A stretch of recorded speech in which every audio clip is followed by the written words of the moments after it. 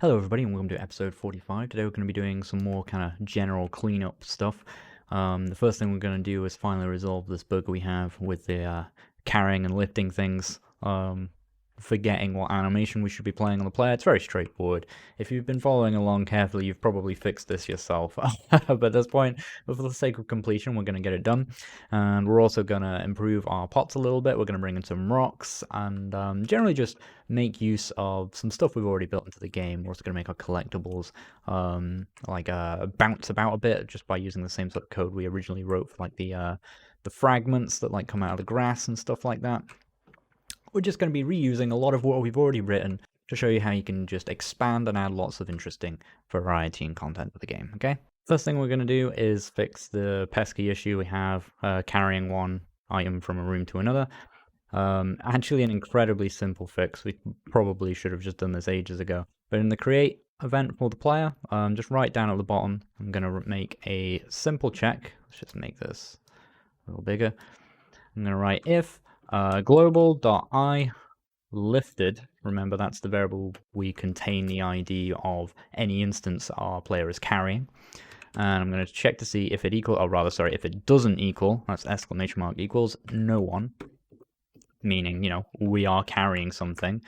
We simply want to set sprite idle to equal s player carrying, and sprite run to equal s player run carrying. Okay, so we just overwrite those two sprites. The other thing is, of course, when we create the player at the start of the room, O transition probably exists, and O transition sends us to the transition state. And when we're in the transition state, we don't tend to update our sprites. So it's worth also just writing here sprite index equals sprite idle, just to make sure we've actually updated that at the very start. Okay, and that's really all there is to that fix. So if I run that now, if we grab this pot and I run from one room to the next, we can see that I am still carrying the pot and we're still doing the carry animation, right? And if I drop it, run back and forth, we lose that animation. All right, really simple fix. Congrats to you if you worked out how to do that before this point. The next thing we're going to do is add a bounce effect to our collectibles, because the way they kind of pop out at the moment is a bit static. They just sort of appear there and they get magnetized into the player like that. We want to give them a little bit more feedback, that like a collectible has just shown up, and like have them to sort of pop out of the grass or the pot or whatever it is that's caused them to appear, right? The way we're going to do that is exactly the same as the code we ended up writing for the fragments that like can appear from grass and stuff like that. Even though the grass, we decided not to even use the bounce, we're going to use it for the collectibles. And it's going to be exactly the same. So exactly the same that there's probably something smart we could have done with like object inheritance, or like probably making this bounce code from the fragment a function and so on. But we're not going to worry too much about that, okay? And what I'm going to do is, in our fragment, I am going to grab this entire bounce section. I'm going to press Control-C just to put it on the clipboard for now. We're not going to paste it right away, but just put it on the clipboard for now. From O fragment, just this whole section bounce, where we used a combination of pi, bounce speed, all that stuff, and in the a sine wave that's just like always positive, you know, to just give us a bounce. And then we're going to come to p collectible. In fact, we will just paste it straight in. I'm going to go to the end step. I don't think it matters too much where we do it. I'm going to do it just before we commit to movement at the end here. It's just a bit bigger, so you can see what we're doing. The reason I maximize that though is because next we want to come straight to our variable definitions in p collectible, okay? We're just going to add 3 more variables, and they're going to be exactly the same as these ones that we had in O fragment, okay? So in p collectible, we're going to add bounce count, which I'll set as a default of 2. We're going to add bounce speed, which we'll have as a default of 0.05, and bounce height, which will default to 8. Okay, those are just the numbers I found useful as a default. And then the last thing we need to do is actually come into the create event of p collectible and make sure you add bounce equals 0, because that's a variable we use as well. All right. That's everything in order to make that work at a basic level. So you can just run that because it's the same code. We've written it once, no need to write it all again. And you can see the bomb does a little bounce there as it popped out.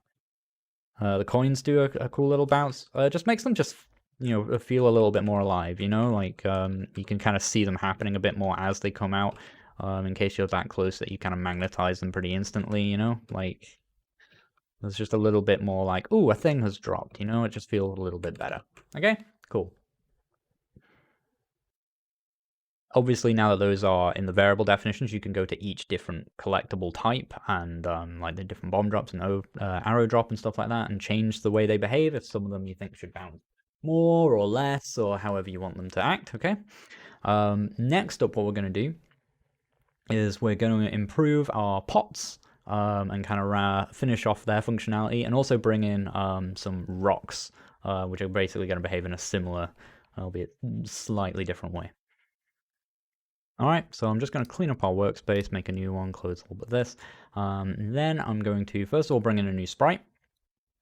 This one is going to be sfrag pot strip 4. I know the name is that, so I'll bring it in.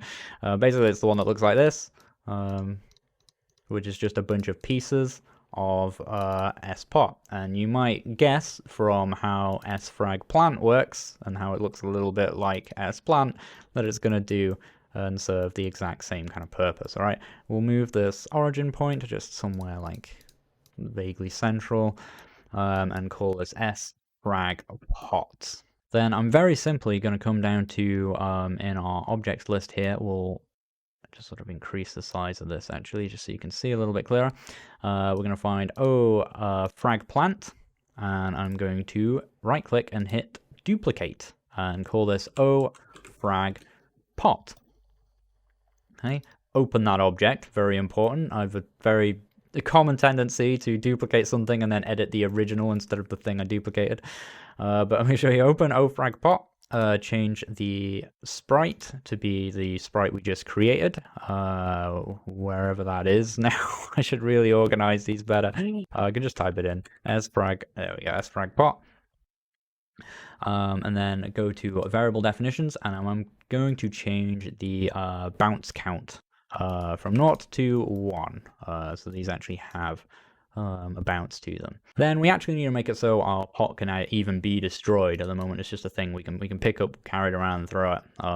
But there's no actual way to break it. So I'm going to go into variable definitions for pot. We'll zoom right in here, and what I'm going to do is come first of all to entity hit script, the function that we call when we actually hit the pot. Probably should have called this function now in 2.3 land, but it is what it is. Entity hit script, entity hit destroy is the name of the function. No brackets or semicolon there, remember, when you're typing a function name in this way. I'm also going to mark entity throw break as true. We're going to find entity fragment. We're going to edit that as well and change that to frag pot. And then we're going to go entity fragment count. We're going to edit that, set that to 3. In fact, what we can also do, I don't know if I've covered this before, I'm sure I have, but you can actually type pretty much any GML into these real boxes, and it'll work. So I can not just type a number, but I can type 3 plus I random 2. And that will work, and will give us like 3 plus a random number between 0 and 2. All right, so we kind of randomize the amount of fragments we get, which can look quite cool. Last of all, once I've done that, I'm going to come to the create event for part, which at the moment we're just sort of inheriting from p entity. And what I'm going to do is right click that and hit inherit event, which will, just automatically give us that event inherited. So it's going to do all that parent stuff. And then after it's done all that, I'm going to write entity drop. In fact, I'm just going to paste this in. There's no need to type the whole thing out. I'm just going to give us a drop list, basically. I'm going to give us a drop list that's basically pretty much identical to all the other things like slimes. These are just the items I've decided would be interesting to drop from the pots. Just anything else. Chance of a bomb, chance of a coin, slightly higher chance of more coins from a pot. I don't know, maybe pots are where people keep their coins. In fact, maybe you can't get arrows from them or something. That could be interesting. Do whatever you want. But as I say, it can drop 1 bomb, or it can drop a couple of coins, or 3 coins. Our pot is fully breakable. It'll break when we throw it. It'll break when we hit it. If I hit this one, you can see it smashed in 3 pieces and drop some coins for us. So I pick this one up, throw it, smashed into also 3 pieces, which is not a great demonstration of the random. There we go. That one is actually smashed into 4 bits instead of that one. 3. Why is it doing the same one every time? It doesn't look very... There we go. 4 and a 5. Just to make sure it was working how we thought it should work. And you see those fragments are doing a little bounce as well now, which sort of just makes them look a little bit more dynamic. Next, we're going to add a little bit more variety, and we're going to add a new thing very similar to the pot, but maybe somewhere we don't think pots are good, we can have rocks instead. So we're going to add some rocks. Okay, so I'm going to right-click on one of these sprites, hit Create Sprite from Images, and I'm going to bring in S rock. Okay, just looks something like this to me. I'm going to drag this origin down here. You can add whatever you want, by the way. I'm just showing you how you can very easily bring in variants of the things we've already made. Okay, so this is a rock. I'm just going to call it S rock. I think the origin should go down there. It might vary depending on how our carrying looks and where the shadow goes and stuff like that. But I think it should be something like that. Then I'm going to right click, add another sprite.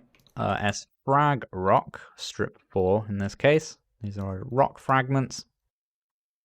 Drag that origin to be somewhere like, yeah, something like that in the middle. Maybe this one needs to move a little bit. No, it should be alright. S frag rock is the name of that. Okay. And say origin about that. And that's all we need for the sprites. Then, very simply, I'm just going to right click on OPot and hit duplicate and call it O rock. And I'm going to right click on OFrag pot as well, hit duplicate and call it OFrag rock. I'm going to go to OFrag rock. I want these to behave in pretty exactly the same way as SFrag pot. So I'm literally just going to change the name of OFrag, change the sprite to, where is it? SFrag rock, and just leave that at that. I don't think we changed anything in those anyway, did we? Well, we set bounce count to 1, didn't we? Yeah, I think those can behave exactly the same way. Literally just have a different sprite. O-Rock, on the other hand, we'll change a few more things. So we'll change S-Pot, first of all, to be S-Rock. Obvious enough. And then we can change everything else just through the variable definitions and the create window, right? So we have our inherited p-entity stuff here, so we can change the drop list. I don't think rock should necessarily contain a lot. I'll give them a very, very rare chance to contain a bomb by just weighting it against a bunch of -1s. Alright, so it's got like a 1 in 5 chance there to have a bomb, and largely it will just drop nothing. Alright, you can do it, as I say, you can do whatever you want. Down here though, we're going to change these things around a little bit. Entity hit script, when we just smack the rock, I don't really want to be able to break it. I'm going to call this entity hit solid, I believe is the name of the function. I am just going to check that real quick because it's been that long. Where is it? Like entity hit solid, yeah, that is the name of the one. So it should just flash white when we hit it. But we'll have entity throw break true. So if you throw it, you can break it, but you can't break it just by hitting it. Okay. Fragment count can just be kind of the same. In fact, maybe we'll just lower it by 1, just for some variety. I don't know. Nah, actually 2 fragments tend to look a little bit weird. We will leave it at 3 plus 2. Entity fragment, change that to OFrag rock. And that, unless I'm forgetting anything major, I don't think I am, should be all there is to it. Oh, of course, the one major thing we always forget is to actually put some examples of this in the game. So let's just put a rock there for now. And I don't know, we'll just also pop some around in our river. I don't know. Just wherever it looks like we might find a rock. And we'll run that. So we should find now some rocks dotted about the place that when we pick up and throw them, they break. Pots we can break as usual. Oh, we didn't test to make sure the rocks. You can't break them just by smacking them, but you can break them by throwing them. And they mostly drop nothing, but they have a very rare chance. That was convenient, a rare chance of dropping a bomb. There we go. That all works. The very last thing we're going to do this episode is we're going to bring in the boulder that actually blocks the cave entrance. Okay, this is going to be pretty straightforward as well. I'm going to make a actually before we make the object, we're going to bring in the sprite. So in sprites, I'm going to right click, create sprite from images. What did I call it? S boulder? Yeah, S boulder. .png. All right, it'll look something like this. Leave the origin in the top left. I've actually made it like size 48 by 48, specifically to make it easy for us to align to the grid, and the origin for this particular object, which is very simple, doesn't really matter. Okay, so I'm gonna call this S boulder. Again, leave that origin where it is in the top left, and then in objects, we're gonna right click, hit create object. I'm gonna call this O boulder. We're going to set the sprite to be S boulder, and then we're going to make it a child of P entity. Okay, so it's just, we've made a new entity, all right? It's got all that fun entity code, it's got a new sprite. Then in variable definitions, we just need to do some very basic setup. There's not a lot of things we want to do in here, but I'm going to set entity collision, first of all, to be true. We'll take entity hit script and call it entity hit solid. I think that's everything, actually. If I then take the O boulder and add it to our river, you can see just because I put that origin in the top left makes it very easy for us to just slot over that cave entrance there, and very just fits in quite cleanly. The last thing we need to do is just make it so that the boulder can actually be destroyed in any way. So I'm just going to do this in the simplest way possible, which is to just add the event collision with, add event collision with object O explode, wherever we, it's an entity, it probably shouldn't be in entities, but oh well, it is. If it collides with O explode, just do instance destroy. All right, we could do other things as well. We could add like fragments and stuff on top of this, but you know how to do all that stuff now, so you can make it look as pretty or as interesting as you want. We're just gonna make it functional. All right, so there's a boulder in the game. We run the game now, and run across from here to the river. We've got 5 bombs on hand as well, which is useful. Come up to the top here. Let's deal with this stupid slime. You see there's a big boulder in the way and we can't get into the cave. All right. Oh, it's got a shadow actually. It's drawing a little entity shadow, so you want to turn that off.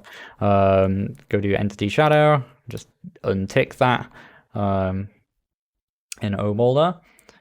So that'll get rid of that on the next compile. But then with no way, like we're slashing this, doesn't do anything, but we get a bomb out, throw the bomb at it, boom, blows up the boulder. We can now get into the cave. All right, good stuff. That's going to be everything for this episode. There wasn't really any code in this episode either. It was mostly just a lot of cleanup, or the little bit of code we did do was just copying, pasting from other bits of code around the project. But it really does get to the point where, you know, when you want to add variety and stuff like that, from a lot of the functionality we've built in is designed so that we can add varied, interesting things. We can add pots and rocks and make them smash into different bits. We make a thing like a boulder very easily that you can collide with, and you can break using bombs, like super simple. Next part, we're going to be looking at doing the shop, which is a whole bunch of new functionality. Okay, so look forward to that one, and I'll see you all then. If you found this video helpful or you enjoy the work that I do, you should know it's only possible and only exists thanks to the help of my Patreon supporters. If you become one of them today, you can get access to my source code, videos before they even release, and have a vote on the topics that I choose to cover. Doing so will help me make more, better quality videos for the future that are free for everybody to watch. So thank you to all my Patreon supporters, and of course thank you for watching. I'll catch you all next time.